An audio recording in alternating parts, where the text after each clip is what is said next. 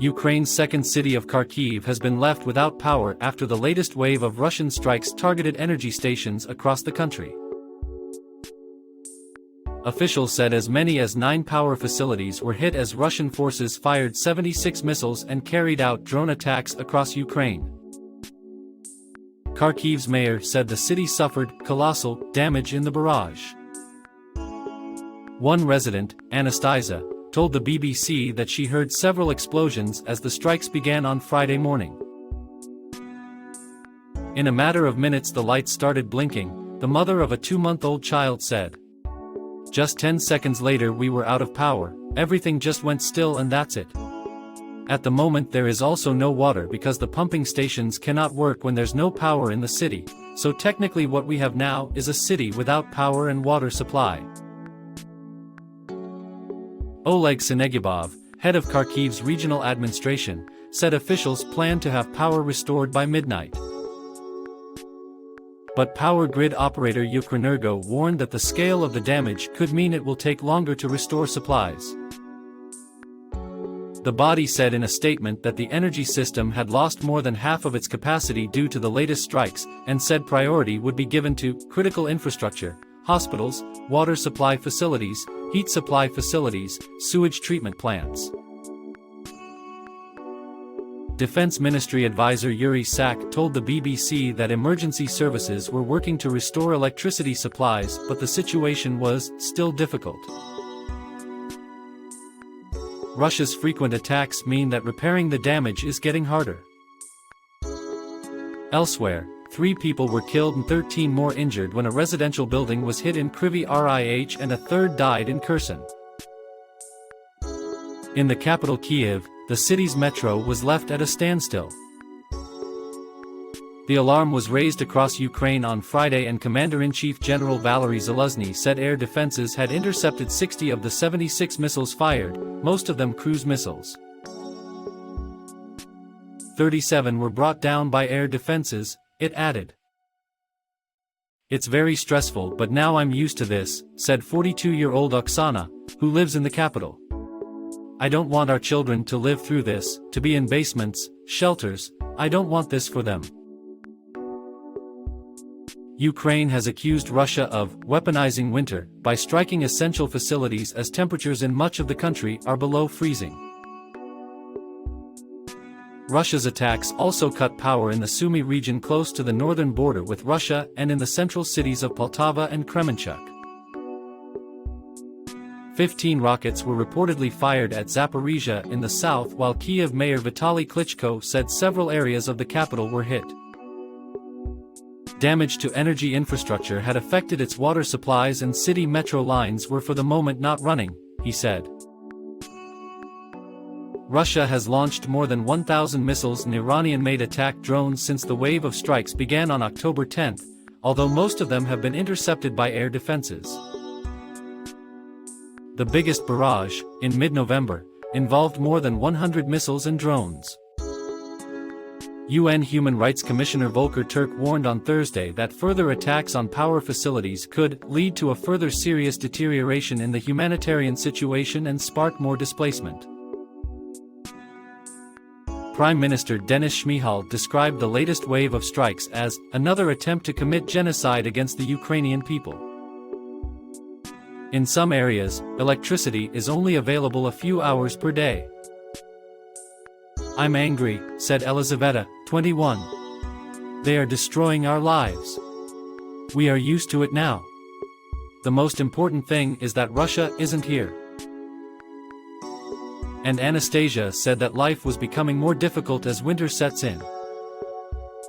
When it's daytime it is still okay, it is tolerable and I can manage the situation, but when it's dark outside this is when my problems begin because I need to see clearly, to measure baby formula and also to attend to the baby. Those are stressful, she said. And, of course, just the effect that we are out of power creates a lot of tension and lots of stress.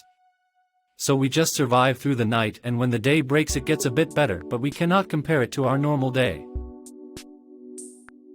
The strikes came as the EU announced a 9th wave of sanctions against Russian officials and businesses.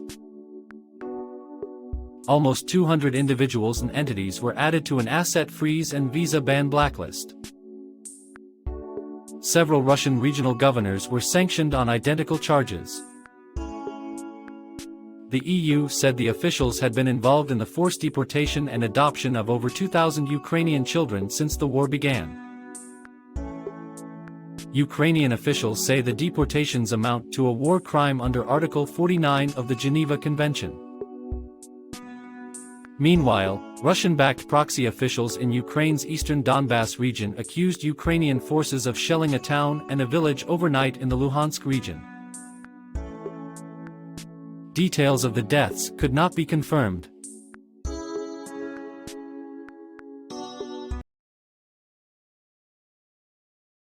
A hippo attacks a young boy and then spits him out. A hippopotamus recently attacked a boy in Uganda, and the boy survived after a bystander took action, police say. Here, a hippo is seen in the Victoria Nile near Murchison Falls in northwest Uganda. A hippopotamus recently attacked a boy in Uganda, and the boy survived after a bystander took action, police say. Here, a hippo is seen in the Victoria Nile near Murchison Falls in northwest Uganda. The 2-year-old boy who was attacked by a hippopotamus in Uganda was saved and had a full recovery, police say. But they also say the hippo had the boy in its jaws, with the child's head and upper body in the animal's mouth, before a brave bystander rescued the boy. The attack took place around 3 p.m. on December 4, when the boy was playing at his home near a lake in the Kharkiv district in western Uganda. The area includes several large national parks and game reserves, along with a series of lakes and safari lodges. The boy, Iga Paul, was saved after a bystander, identified as Crispas Baganza, stoned the hippo and scared it, causing it to release the victim from its mouth, Uganda's National Police Force said, citing a report from territorial police. This is the first such kind of incident, the police said, where a hippo left nearby Lake Edward and attacked a child. The agency says the boy's family lives some 800 meters from the lake. The hippo fled the scene after dropping the boy, who was quickly rushed to a local medical clinic for injuries to his hand.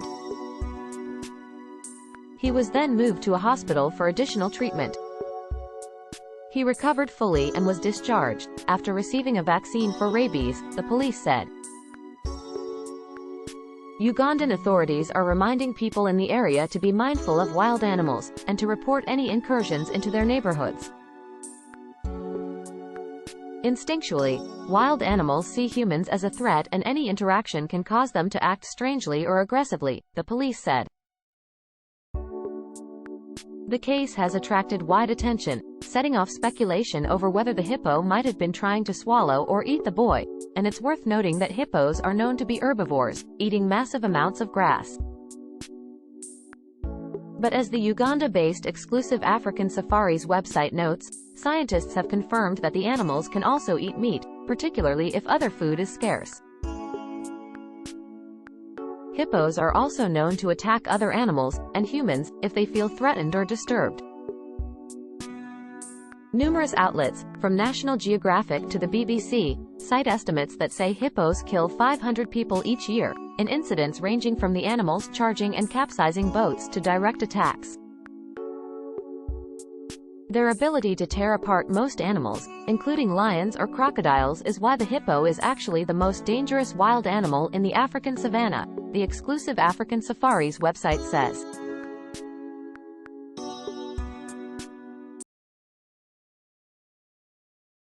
Peru protests. Ministers quit as death toll mounts. 2 government ministers have quit their posts in Peru after days of sometimes violent protests over the impeachment of the former president. Officials say 8 more people died on Thursday during clashes between the army and supporters of Pedro Castillo.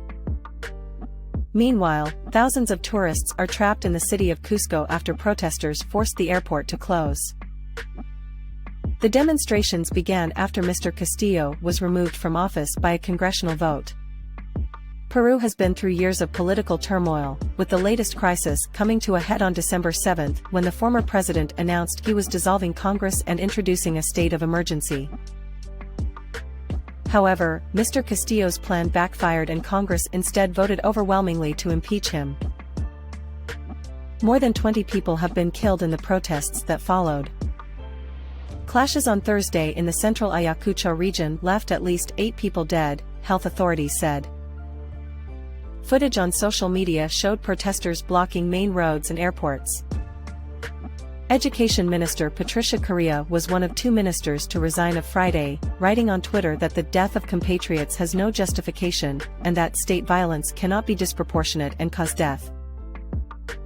The protesters are calling for the closure of Congress, the resignation of new President Dina Boluarte and early elections.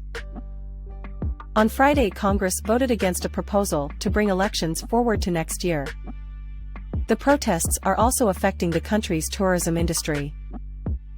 The mayor of Cusco told AFP news agency that around 5,000 tourists are stranded in the city after the airport there closed when protesters tried to storm the terminal.